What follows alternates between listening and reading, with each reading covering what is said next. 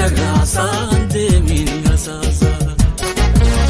Waa yoo beekullee baatee waa'ee jaalala fakkii fudhadhu bineensaala tokkoo fi tokkotti wajjin gala du'a malee nabu wal jala nulmaan nama yaada fi mala dheeratu bulla abaasa maalii baddaan gala.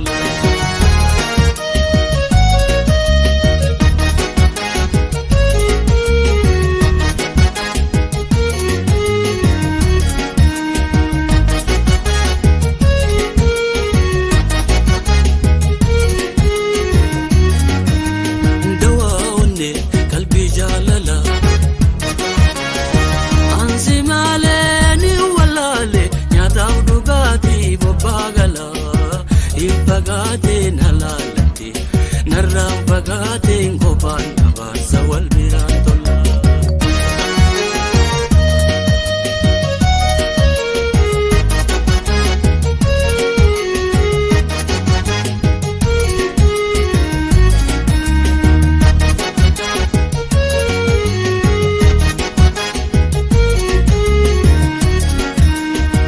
Hasaasaan deemini hasaasa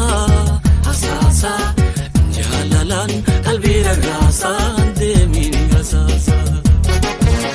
Waa belbela fuutee onneen jaalala si malee dhiisee jireenya mala halaala yaadaan arguu eeggala qalbiin fuutee bobbaa fi gala hin tutturin si fi dhoolola hin bubbuliin yoo bubbulte miidhamuu mala.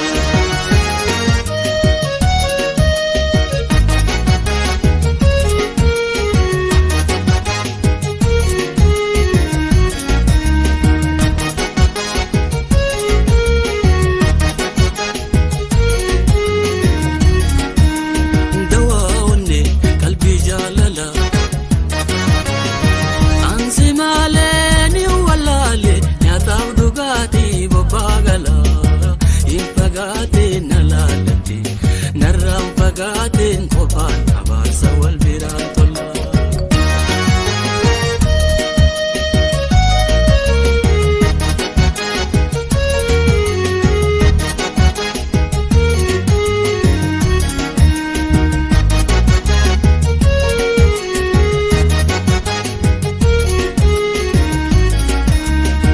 Hasaasaan deemini hasaasa hasaasa. Qalbiirra raasaan deemin hasaasa.